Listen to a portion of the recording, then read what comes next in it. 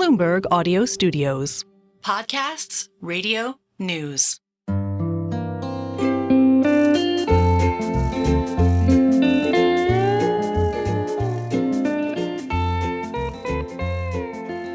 Hello and welcome to another episode of the Odd Lots podcast. I'm Joe Weisenthal. And I'm Tracy Alloway. Tracy, I feel like AI is a great thing for anyone who wants to have an opinion on anything. It's like this blank canvas out there in which any idea you have, it's just a great moment for pontificators in general. Well, not only can you hang a bunch of different opinions on it, but it can generate those opinions for you. Oh, yeah. Yeah, you can. That's right. Like you can just go to ChatGPT and say which jobs are going to be lost thanks to you, and it'll like spew some answer forward based on the collective wisdom of trillions of words that people have typed over the years.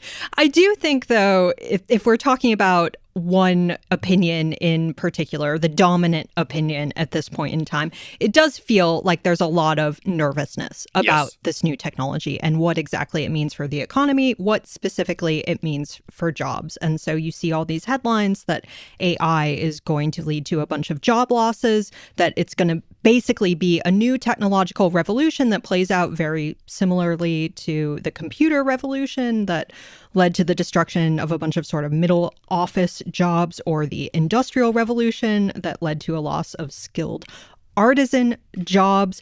And we've seen some hints of that, to be fair. So I'm thinking back to last year, I think it was in the summer, maybe in June, and the Challenger jobs report came out. Yeah. And for the first time ever, they included a line about job losses stemming from AI. Yeah, although I'm just going to say right here that I think when a company lays off workers and says it's due to AI, I still have this assumption that it's like we're doing badly, so we're going to put a positive spin on it by making it seem as though our layoffs are the result of some internal productivity breakthrough that we're getting from a chatbot. So like, I don't quite believe it, but I think that's totally fair. That's totally fair. But I think clearly this is something people are paying attention to. You are starting to see some of the economic reports sort of break this down, at least the Challenger report, if not like the BLS and things like that. So there is this idea hovering over the economy at the moment, which is, okay, maybe AI will be great for productivity. We'll get that boost. But what does it mean for jobs? Right. Basically, everyone in any realm loses their job and is on the UBI drip, and only Sam Altman is the last person who is employed. But like, I don't know, I get freaked out. Like, it's pretty good. Like, there are many, I use AI, almost chatbots all the time in my work. And it's like, well, maybe it could one day be a better host than myself for a podcast. It seems possible to me.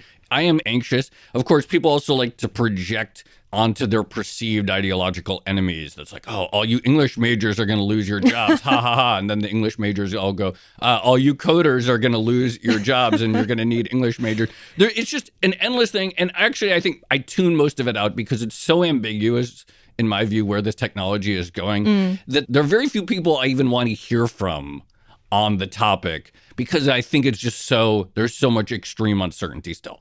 Extreme uncertainty, as you mentioned, people kind of harness it to further their own biases or arguments.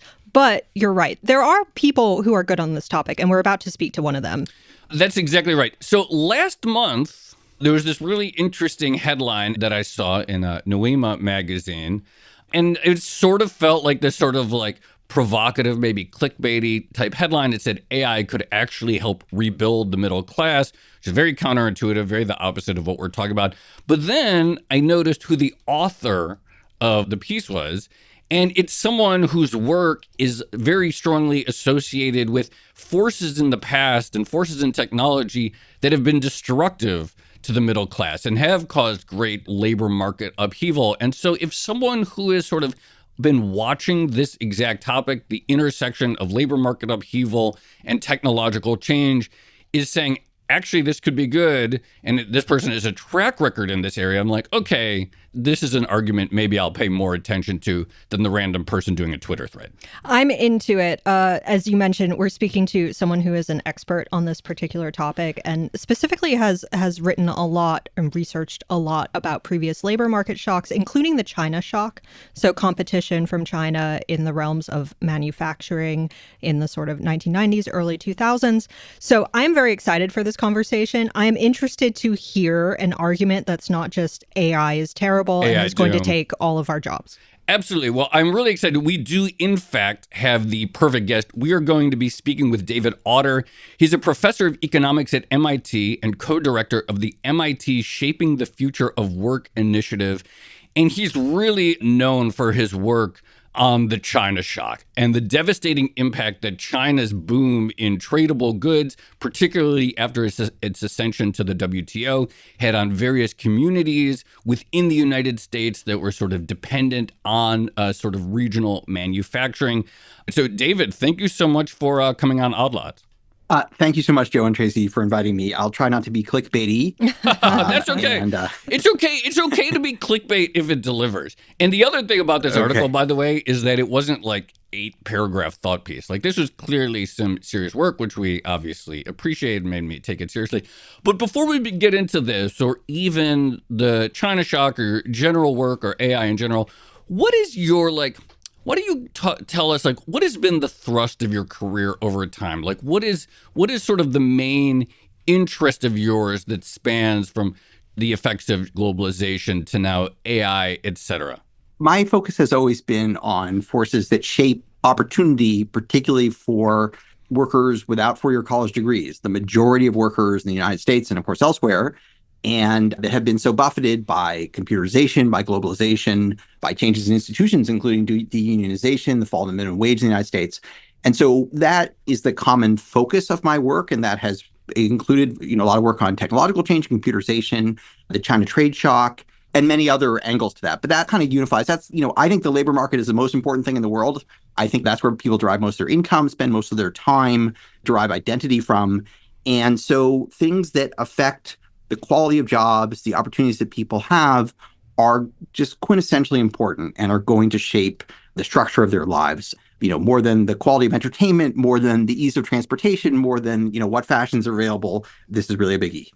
So in the spirit of this discussion, I asked ChatGPT to poke intellectual and logical holes in this article. So let's just start there. Number one, no, I'm joking. I did actually do that. And some of them are quite good, and I will get to them later. But maybe just to begin with, could you talk about the current discourse on AI and why there seems to be this distrust of new technology? What is that predicated on? I mean, I kind of referred to it in the intro, but there is past history, obviously, with major technological advances and booms that have led to certain outcomes in the labor market. How does that inform the current discussion?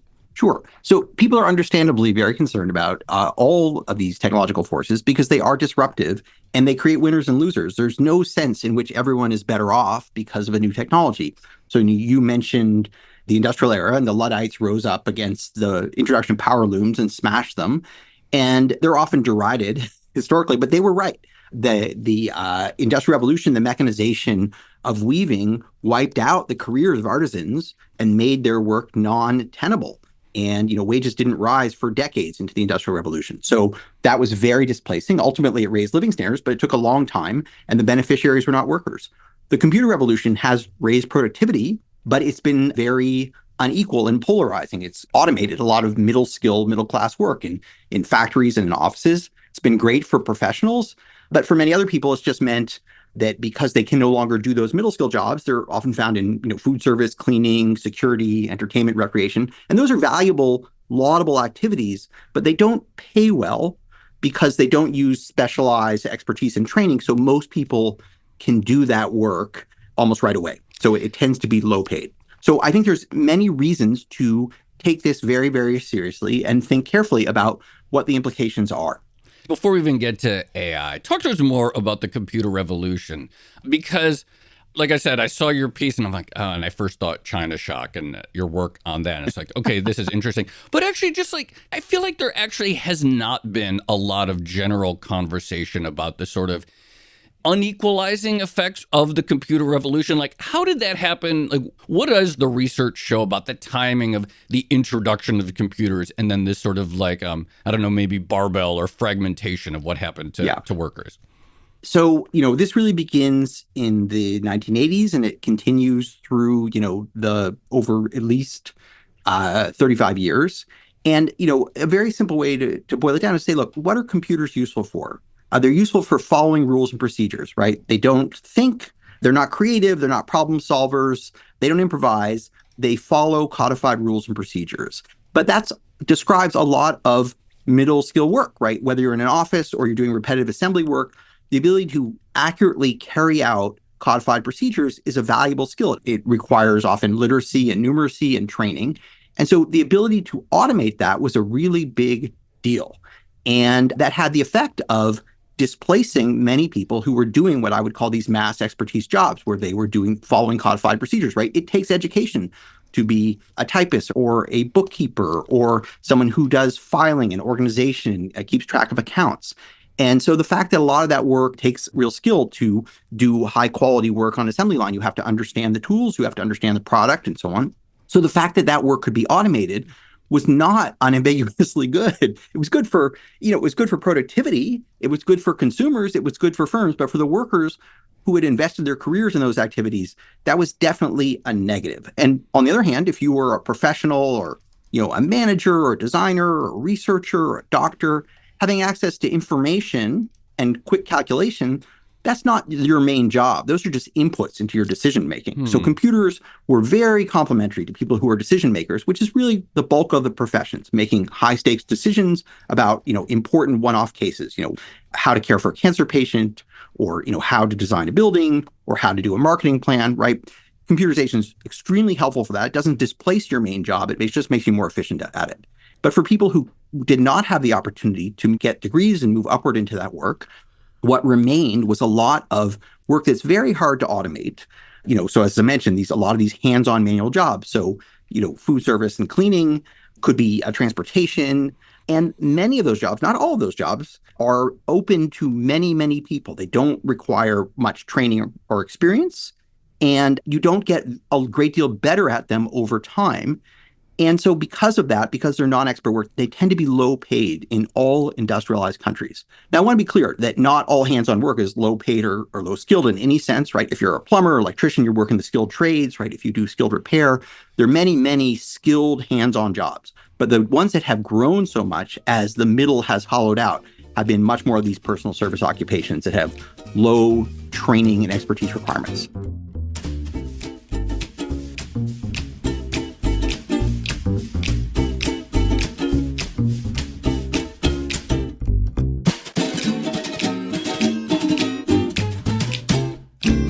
The thing this reminds me of, and I cannot for the life of me remember which guest this was, but a previous Odd Lots guest described this as, remember the scene from The Producers where Matthew Broderick is like an actuary or something working in an office and they're all toiling away. And then Stuart Butterfield, I think the CEO of Slack was talking about this. That's right. And then all of those people eventually get replaced by an Excel spreadsheet, right? Like that's the function that became Excel. So, David, I want to kind of press you on this point because I think it's a really interesting one and I think it's essential to understanding your overall argument. But you make the distinction between information and decision making. So the idea that people can have access to a lot of information, in fact, plenty of people would argue that people are drowning in information at the moment. People are drowning in information, absolutely. But they're not necessarily using that to make the best decisions. Decision making is sort of a separate skill. Can you talk a little bit more about that aspect of your argument? Absolutely. So I want to draw a sharp line between AI and traditional computing, which is what we've been discussing, because they're quite different. But before I do that, let me kind of make a meta argument that I think is useful to our discussion. So the concern we should be having is not about the quantity of jobs. We are not running out of jobs. And in fact, all of the Western world right now is in full or overemployment. And even during the whole computer revolution, so on, we didn't run out of jobs. It's not the quantity that matters. In fact, we're all facing a demographic crunch. It's the quality, right? A world in which everyone's waiting tables is very different from a world in which everyone is doing medical care. And so what matters is not simply whether there is work, but whether it's expert work that requires real skills. If it's non-expert work that anyone can do with no training or certification, unfortunately, it will be low paid. On the other hand, if it's work that requires specialized knowledge and that is made more productive by uses of tools, and computers are a tool and AI is a tool, then that's good for labor, that's good for earnings, that's good for the quality of careers. And so we should be thinking about expertise. Just to give you like a very stylized example, think of the job of crossing guard and air traffic controller. These are basically the same job. The job is to prevent things from crashing into other things, right? Airplanes from crashing into airplanes, cars from crashing into children on their way to school. But air traffic controllers in the United States are paid, 4.5 times as much as crossing guards. And the reason is expertise. Almost anyone can become a crossing guard in the United States with no training or certification, whereas to become an air traffic controller requires years of school and thousands of hours of practice. And so even though those jobs do the same thing, because of the difference in skill requirements, they pay very different wage levels. And so we want to have jobs where expertise is valuable, not just where physical presence is the primary requirement.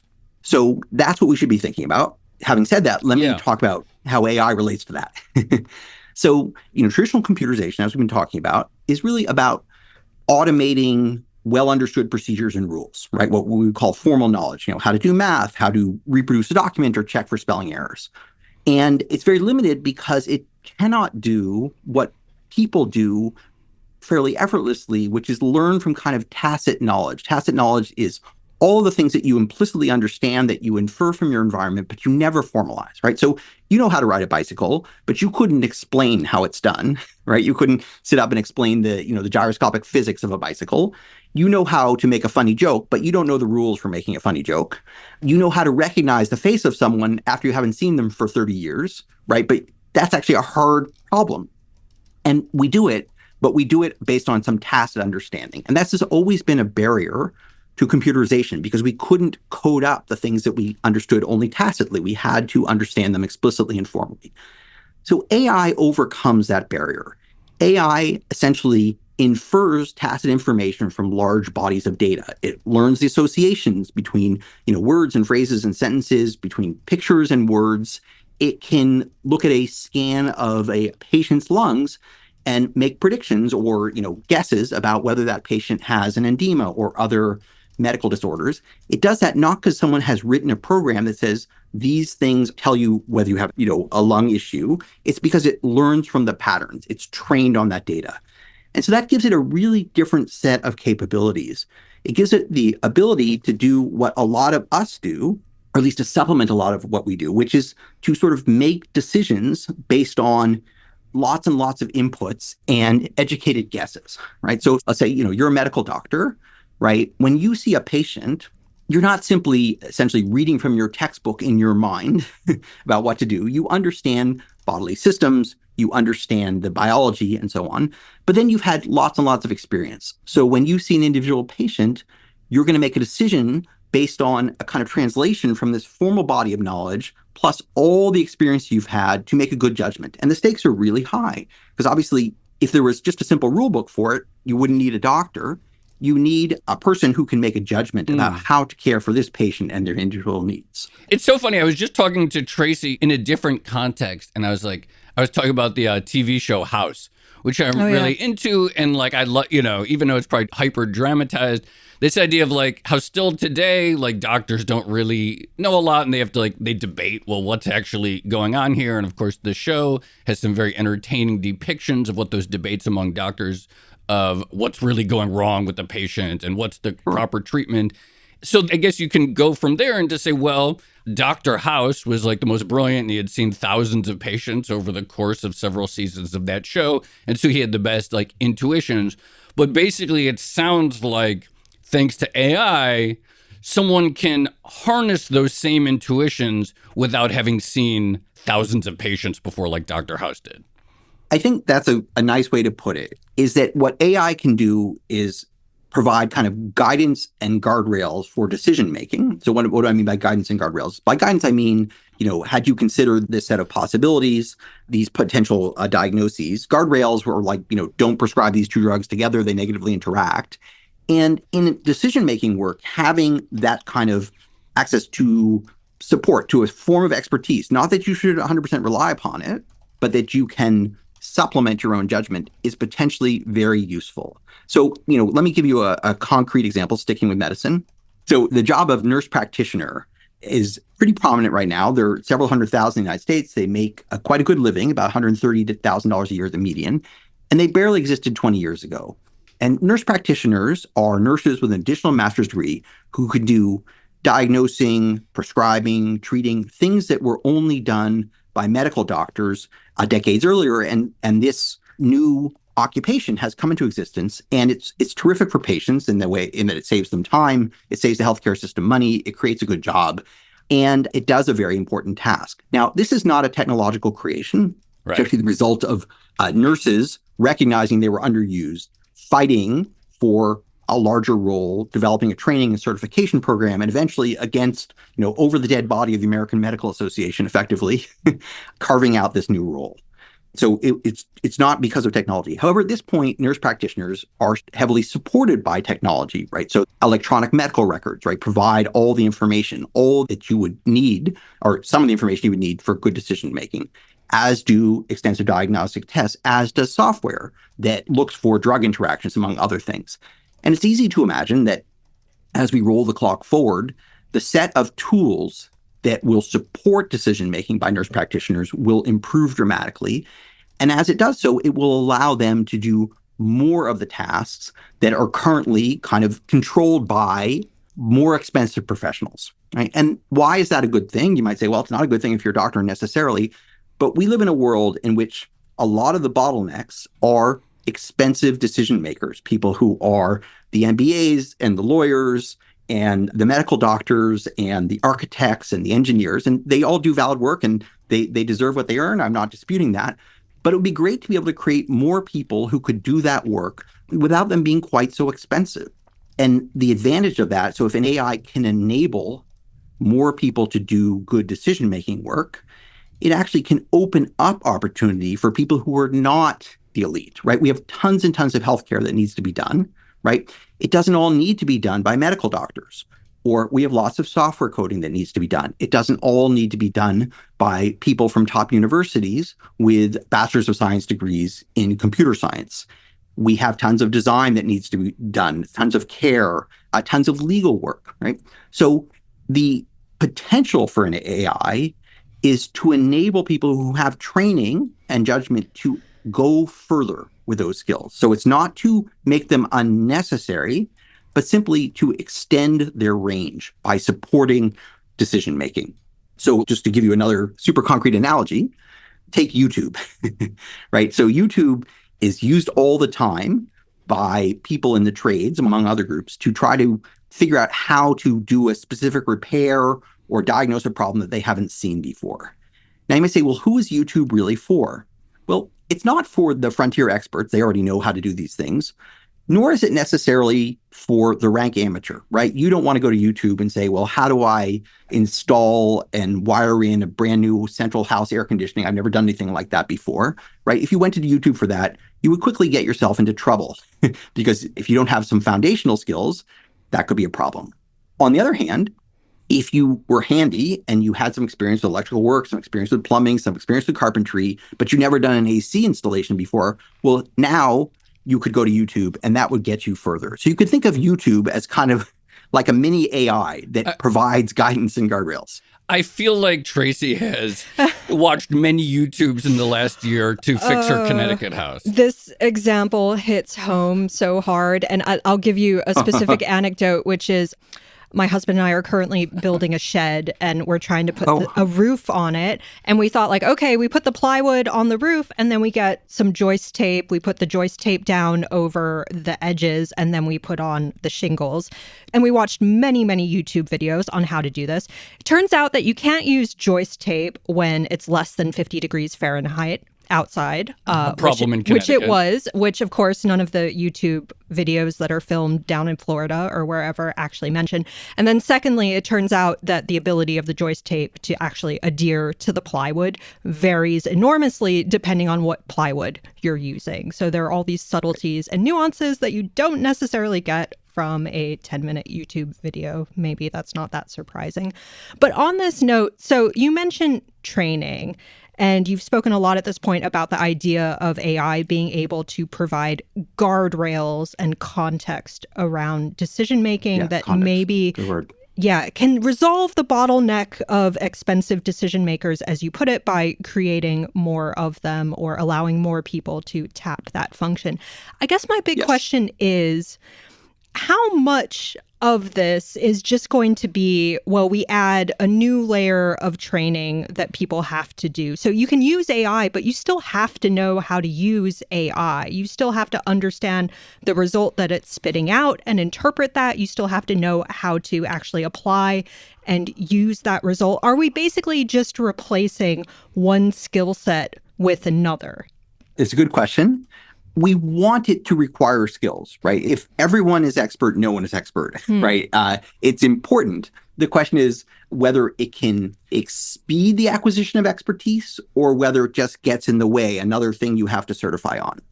We now have, a bunch of evidence on AI in specific applications and where it works well and where it doesn't. So, for example, some students of mine, Shiked Noy and Whitney Zhang, published a paper in Science last year where they gave ChatGPT 3.5 to people who were doing advertising, writing, and marketing plans. And these were people who were college graduates who do this for a living. And one group just used the standard tools, so it's basically the internet, word processors. Another one actually used the chatbot. And this was early enough that most people didn't already have it. And there were a couple of really nice results. So first thing, it saved everybody time. It cut the time it took people to do this work from about 30 minutes to about 18. The second is it improved the quality on average. So the output of the people using this tool was judged and by other college graduates who were not Confederates in the experiment to be, more precise, more concise, and more accurate. So improve the quality of work and save time. But then the most exciting result was if you looked at the quality range of the work people did, it basically made the least capable writers using ChatGPT were about as good as the median writers not using it. So it kind of leveled up the bottom. And we've seen this in other places as well. Folks doing customer support. The example I'm thinking of is a kind of a enterprise software product, and the customers chat in through a chat window, and then the company installed a tool that suggests responses to the customer's chat. You don't have to use them, but it will also not just suggest technical responses, but polite responses and so on to keep the customer from getting overheated. And the result is that it speeds the rate at which people learn. So it used to take people 10 months to reach peak capacity. Now it takes them about 3 months. They're somewhat faster when that's done. So it's not that it eliminates the training or learning. Everyone starts off bad at this job, but they get faster. They converge towards expert level more quickly with this tool. And also really interestingly, people quit a lot less. And the reason is, customer service work is actually really difficult. It's very heavy emotional labor, and you have to take a lot of incoming abuse actually from customers. It's hard to keep your cool. And the sentiment analysis of this tool, of the chats that occurred through it, is that it basically reduced the level of hostility from customers to workers and from workers to customers. So it actually did a lot of the emotional labor. So it didn't eliminate the need for skills in doing this work, but it enabled people to become more efficient, more rapidly, with less stress. And so that's the good scenario. There's a lot of work that needs to be done. And right now, what are the most expensive things? The things that are growing more and more costly all the time are education, healthcare, legal services. Why is that? Why are those things getting so expensive? Well, during the industrial era, we got really efficient at manufacturing goods, right? So TVs, automobiles, coffee makers, right? Mobile phones, these things are actually remarkably good and relatively cheap. Why? Well, we've automated them and the labor content is relatively low. On the other hand, healthcare, education, law, right? We've not gotten any more efficient at those things. And they require people who've gotten more and more expensive over time because as we've automated the other work, the people who are the degreed professionals have become the bottleneck. So that slows the growth of productivity. It makes the cost of living higher for the typical person, right? The typical person is not a lawyer, it's not a professor, it's not a doctor, but they're paying for all those things. So if we could enable more people without as much training, and I don't mean no judgment, I mean some training, if we could allow paralegals to do more legal work, if we could allow nurse practitioners to do a larger range of medical tasks, if we could enable people who are working as contractors also to do more design, right? If we're enabling people who don't have computer science degrees to do more software development, not only would that reduce the cost of these expensive services, but would improve the quality of work that people could do. It'd allow them to take some expertise and make it go further. So that's the good scenario. Joe, I like the idea of using AI to reduce emotional labor. I wonder if I can start automating some responses on Twitter to toxic Bitcoin maximalists. That's interesting. Tracy, the block button is right there. So there's so many different questions now that I have in my mind. But, look, we're only near the beginning. I mean, ChatGPT, which is sort of what's brought this all into consciousness, was unveiled to the public in late 2022. So not even 2 years into that. This sort of breakthrough that enabled it is just a few years older than that. The concern would be, well, yes, at this point, some training plus AI enables many people to become much more productive and have the sort of output that was previously associated with people with years of experience. Like, the fear would be that in multiple generations down the road, you don't even need that initial training. First of all, I fully agree. We're just at the beginning. The tools are only so good. They're going to get much better. Yeah. And our understanding of how to use them is also very primitive. We often don't know how to interact well with AI. In fact, I could give you examples of cases where it goes pretty badly, even though the tool is good. So I think there are sort of two concerns built into what you said. One is that basically for now, it's a helper, and then eventually it's just your replacement. Yeah. And the other is that even if it just makes everyone more efficient, eventually, well, we just saturate the world with whatever that thing is, and then it's super cheap, right? So there's only so many PowerPoint presentations the world can tolerate. And if you get really fast at making them, eventually people will pay you to stop. Yes. We're there now, maybe. But anyway, keep going. It's quite possible. So I think that will occur in some cases. There's no question that in some cases, the tool will initially be a supplement and eventually be a replacement. Right. So maybe air traffic controllers would be an example like that, right? Where eventually almost all the air traffic control will be done by machines. But I don't think every job is like that. I don't think that's the case in medicine. Medicine will be a hands-on occupation for a very long time. So will law, where there's a lot of high-stakes decision-making. So will design. So I don't think that we're going to automate everything away. I know people think that, and I think it's a valid concern. I don't think that's the most likely scenario. But I also want to stress something that's said too little in these discussions, which is when you think about what you can do with a new tool, most people think, well, what can I automate? What is the thing that I'm doing now that I could now have the machine do for me? And that's important, and we do a lot of automation. But automation is not the primary source of how innovation improves our lives, right? Many of the things that we do with new tools is create new capabilities that we didn't previously have, right? So airplanes did not automate the way we used to fly. We just didn't fly before we had airplanes, right? The scanning electron microscope didn't automate the way we used to look at subatomic particles. We simply couldn't see them without that microscope, right? So think of the thought experiment of automating everything in ancient Greece, 2,000 years ago.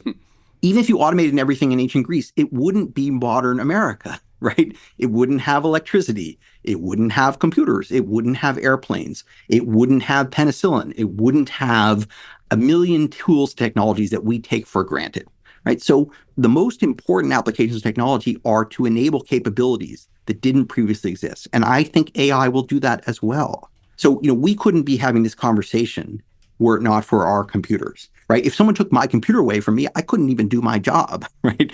My job wouldn't exist in its current form. And so what we do with new technology is create new capabilities, and then human expertise is often needed to support those capabilities, right? We didn't have pilots before we had airplanes, and we didn't have pediatric oncologists before we had all kinds of tools and knowledge to treat cancer or cancer in children. And so as we instantiate these new capabilities, we often require new human skills and expertise that are valuable. And so much of what we do with these tools is to change our lives by pushing out the possibility set rather than simply just automating the things that we already do. And I think AI will also be really important for that.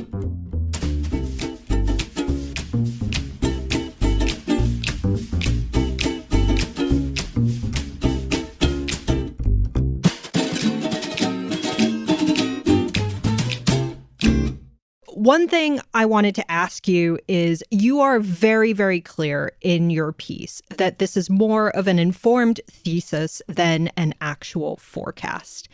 And here, I am actually leaning on ChatGPT when I asked it to poke holes in your argument. One of the ones it spat out had to do with this exact question. But are there specific measures or policies that we could be doing right now to make the probability of this outcome better rather than the sort of like destructive AI doomerism outcome that everyone is worried about? Yeah, so I appreciate your saying that. The future should not be treated as a forecasting or prediction exercise. It should be treated as a design problem because the future is not like the weather that we just wait and see what happens, right? We're making our own weather. We have enormous control over the future in which we live, and it depends on the investments and structures that we create today, whether that's democracies, whether that's, education, whether that's how we use tools in science, that's whether we use fissionable material to make bombs or to make energy, right? We have lots and lots of agency here. So in terms of using AI well, so first of all, let me say, what would be a metric? How would we know we were using AI well? Because it's not like carbon dioxide where, we say, oh, we know we're reducing carbon dioxide. You can just measure it, right? How would we know we're using AI well? I would say we know we're using it well when we see people who don't have four-year college degrees doing work that we would think of as expert decision-making work, whether that's coding, whether that's, medical vocational work, whether that's design and contracting, or even whether it allows skilled repair people to work on a broader range of products or tools or engines or whatever. So that's my metric of success, that it opens up new job opportunities to people who are not at the absolute elite of a field. How do we get there? So I think that's a super central question. And I think most thoughts about, policies about AI are about regulating and controlling. And some of that has to happen. And I feel reasonably confident that it will. This is much more about investing, right? So you can say, look, in the United States, for example, about 20% of GDP, 2 in $10 goes to education and healthcare. More than half that money is public money. So in fact, we have a lot of control over how education and healthcare are delivered. So healthcare would be the best place to start to say, all right, let's redesign the tools or invest in the tools in a way that enables more people to deliver this work. And not only would that make better jobs, it would also improve access to healthcare, potentially lower those costs. We could do the same in education. How can we make education, make better use of teachers, provide better services to students, and also make education more accessible, immersive, engaging for adults, right? We have lots of adults who need to learn, and traditional classrooms are really not the best place to do that. So I do think you have to think about these moonshots, and governments can invest in them. That doesn't mean the government has to run them, but governments often fund basic science. Governments fund education. Most health innovation in the United States is paid for by the National Institute of Health, which is much, much larger than the National Science Foundation, for example. So I think that is the biggest challenge, is to look for those opportunities and then design with the intention of creating a more effective way to structure work that uses the tools and uses human skills better. And let me say, you might say, well, why doesn't this apply equally well to the last era? So first of all, we didn't design, and probably we should have done more, but essentially computers are good at following rules. And so they could replicate a lot of work that was just that, but they weren't good at supplementing skills, at enabling people to do these high stakes decision-making tasks. So it's important to understand AI is almost the inverse of traditional computing, right? If I told you I have the most advanced technology in the world, but it really can't do math and it's not reliable with facts and figures, you would say, well, what kind of technology is that? And I would say, well, that's artificial intelligence. It is really quite the opposite. So I think it has quite different capabilities. And in some sense, you could say traditional computing was really complementary to, the most elite professionals. And it's quite possible that AI will enable more people to compete with them. And that's a really good thing because that improves the quality of services and improves the quality of jobs for people who are not at that leading edge. this is, I think, the key thing, because in your piece and in other testimony you've given, you've talked about this idea of collective decision making. And when I think about modern American society or modern society in general, I don't necessarily think that collective decision making is something we're particularly strong on. So if the future depends on making good collective decisions, then that makes me anxious. But, you talk about investment, but it sounds like the other element here, and you mentioned that the rise of the nurse practitioner had to happen over the kicking and screaming of the American Medical Association, which represents that a top strata of healthcare professionals, the elite doctors. How much of this is going to be a political fight, ultimately, in which the doctors and the lawyers and the podcasters collectively resist other people who are using these tools to do our jobs? And how much is that really like where the collective fight is going to happen? Yeah, if we have to take on the podcasters, I think we're doomed. But yeah, we're going to fight this kicking and screaming for sure. The AMA is one thing. Yeah. But the podcasters, that's a whole different army.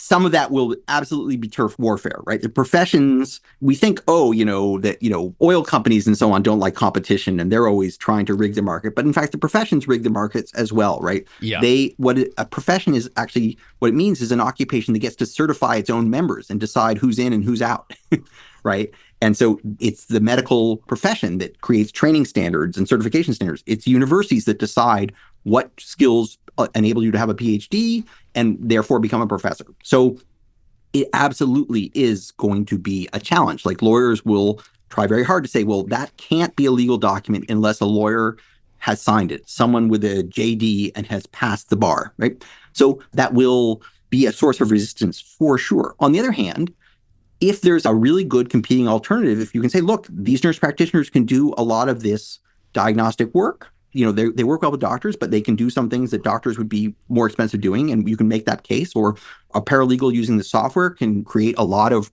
routine documents, or a software developer using GitHub Copilot can go pretty far.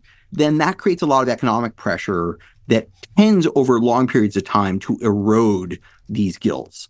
So I think that they will not go quietly into this dark night, but if the models are successful, it does create a strong incentive for eventually that to become adopted.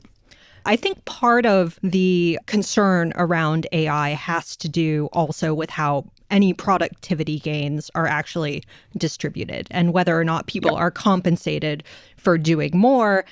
And I asked ChatGPT, obviously, to provide a summary of Das Kapital before I came on here. No, I do think there is this concern about, okay, in an ideal scenario, we're all more efficient in terms of our labor, and maybe some types of work are even better to perform. Maybe we reduce that emotional labor. But aside from that particular benefit, how do we distribute the additional productivity gains? Is there any evidence or any reason to believe that these benefits are going to go to labor, to actual workers and individuals versus to companies and capital? Yeah, good. So let me give you two answers to that question. One is it really does depend on institutions, not just on decentralized labor markets, right? So if you compare, the US versus Germany versus Scandinavia, right? We have so much in common. We have the same technologies. We have the same aging populations. We have the same rising education levels. We have the same China as a competitor. We have lots of immigration. And yet these countries have baked very different cakes with the same ingredients, right? The US is kind of cowboy capitalism, very high levels of inequality and disparity, and not so much sharing with workers. And if you look at Scandinavia or Germany, it's much more cuddly capitalism, right? It's not nearly as unequal. And that's really a question of tax regulation. It's a question of the role of labor unions and labor voice. And it's a question of social norms. And so I guess we should not take it as inevitable that the outcomes we have are the only ones the market could tolerate. But at the same time, we should recognize that without those sort of countervailing forces, the outcomes can look pretty bad, right? So I do think, I'm happy about the, rise of collective bargaining again in the United States, although it's from a very low level. I'm happy that more states are passing minimum wage regulations. I'm happy that the Biden administration is trying to sort of beef up the Occupational Safety and Health Administration and the Equal Employment Opportunity Commission and so on. So I think those things matter a great deal. So One should not take it for granted that just because productivity rises, workers benefit. In many countries, that's true, but not so much in the United States. But I want to press you right here on this point, because why doesn't this undermine much of the argument? If these different countries, whether it's Sweden, Germany, the US, can have very different sort of distributional outcomes with the same cake ingredients, with roughly similar technology and labor markets, why then take the assumption that it's the technology that has the distributional impact rather than just those policies themselves? Okay, it is an excellent question. So I think the technology provides headwinds and tailwinds with which policy can work. So all of these countries I mentioned have become more unequal. Okay. All of these countries have seen a decline in middle skill work. All of these countries have seen the mean wage rise relative to the median, meaning the upper wages have risen more than the center. But the degree to which countries have pushed back against that is a function of their institutions. In the prior era, prior to computerization, all of these countries saw their middle classes grow together along with the upper class and lower class. And so the industrial era prior to computerization was very friendly, sort of intrinsically towards the middle class. The computer era was much, much less so. And then policy helped ameliorate those impacts, and much less so in the United States. So I do think that technology plays a role. We should simultaneously believe that these underlying forces of technology and globalization create strong pressures in one way or another, and then policy can shape how those pressures play out. It won't undo them, but it can channel them more or less effectively. So you're asking both the right questions, and I think the answer is both are true, but we should think it's not one or the other. And in some periods, those forces are very favorable and policy has to do less hard work. In other periods, they're relatively unfavorable and policy, if it's working well, has to do more work. The other point I want to make, and this is why I'm so focused on expertise, is expert work is intrinsically well paid. It's scarce and it's necessary. And that's why if we live in a world where all the work can be done by machines, we're completely dependent upon redistribution, right? The people who own the machines to share with everyone else. And I'm not so optimistic about people's excitement about sharing with everyone else. And even when people say, oh, we'll have universal basic income, they really mean universal basic income within the borders of the United States. They don't mean universal basic income for the rest of the world, right? So people's notion of sharing is very limited. So I do think it's extremely important that labor remains valuable. And that's actually an achievement of the industrialized world, that so many people can make a good, reasonable standard of living based on their skills. And so technologies and tools that make human expertise more valuable by allowing it to go further are really favorable towards income distribution. Technologies that just automate away work, even though they raise productivity, are not favorable towards income distribution because it means it goes to ownership of capital. And ownership of capital is intrinsically more centralized than ownership of labor, because in a country that doesn't have slavery and doesn't have labor coercion, everyone owns one worker, themselves. And so that inherently creates some tendency towards equality when labor is valuable.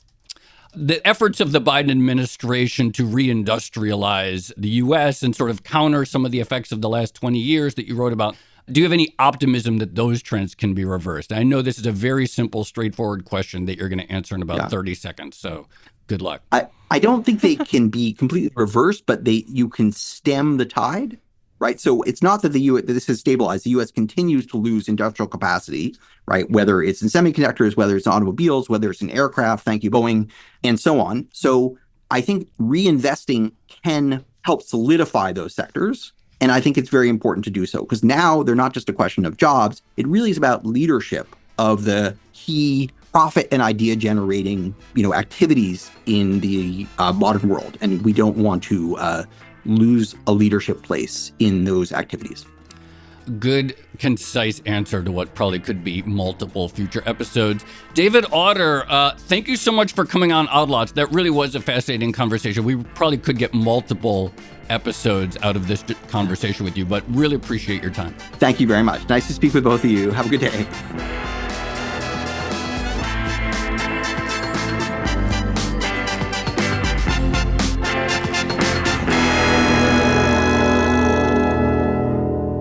Tracy, I'm convinced. I think everything will be fine. I'm no longer worried. Well, first of all, I would say it was nice to hear a slightly more optimistic argument from David. There were a lot of quotable sentences in there. So I like the idea that everyone's their own individual capitalist in the sense that we each have one worker to direct and get the most money out of. So that's how I'm going to start thinking. Cuddly capitalism. Oh, cuddly capitalism, which, as our producer Kale observes, is a much more appealing name than the Swedish model. I like that. What I would say is, again, putting on my cynical journalist hat, and I guess I don't have an opinion because I am a journalist whose expertise is about to be automated away. But my non-consensus take here, or my sort of hot take here, is that I agree with David that we are going to get more jobs out of AI, and probably more than a lot of people currently anticipate. I guess I'm less convinced about how useful those jobs are going to be. So going back to his point about how do we measure how well we're using AI, I have a feeling that a lot of it is going to end up basically creating a whole new layer of BS jobs that don't actually do much. So there's going to be all these decision-making bodies attached to AI. There's going to be big discussions about how you implement AI, fairness, litigating its results, and things like that. I guess I'm a little bit pessimistic about the ability of AI to generate additional bureaucracy in addition to additional productivity. The other term that was great was when he said the future is not like the weather. Yeah. But also, like, I am worried about any notion that to achieve the good outcome, the good equilibrium, we have to make good, correct, collective decisions. Because I have almost zero confidence in whether it's just the U.S. specifically or globally to make collective decisions. I do think, like, going after, like, these guilds, like the American Medical Association, which for all of the rise of nurse practitioners, it doesn't seem like we're doing great on like bending the cost of healthcare jobs or really having a healthcare capacity. That's going to be like really tough. And those fights are going to be really intense, whether it's with lawyers, whether it's with doctors, whether it's with teachers, whether it's with podcasters, whether it's professional architects, etc. Like those fights are going to be extremely intense. But like the basic intuition sounds very compelling to me. The other thing is like, you know, this idea of like, oh yeah, you have some training plus AI, like I am worried like maybe you just won't need the training and maybe it's just AI from the start. So I don't know. We'll have to see. Well, in some respects, I think that would almost be a better outcome in terms of democratizing AI. But yeah, there's so many questions, uncertainty, as you mentioned in the intro, lots of different takes at the moment. I guess we'll see how it plays out and whether or not you and I have jobs in 10 years' time. We'll see. We'll have David back when we're just like... when we're automated voices. Yeah, exactly. All right. Shall we leave it there for now? Let's leave it there. Okay, this has been another episode of the Odd Lots podcast. I'm Tracy Alloway. You can follow me at Tracy Alloway. And I'm Joe Weisenthal. You can follow me at The Stalwart. Follow our guest, David Autor. He's at David Autor. Follow our producers, Carmen Rodriguez at Carmen Armin, Dashiell Bennett at Dashbot, and Kel Brooks at Kel Brooks. And thank you to our producer, Moses Andam. For more Odd Lots content, go to Bloomberg.com/oddlots, where we have a blog, we post transcripts, and we have a weekly newsletter. And you can chat with fellow listeners 24/7 in the Discord, discord.gg/oddlots. There's even an AI room in there where people are talking about all these things. So imagine there will be some conversation about this there. And if you enjoy Odd Lots, if you like it when we do deep dives into AI, how it works, what it means for the economy and society, then please leave us a positive review on your favorite podcast platform. And remember, if you are a Bloomberg subscriber, you can listen to all of our episodes absolutely ad-free. All you need to do is connect your Bloomberg subscription to Apple Podcasts. Thanks for listening.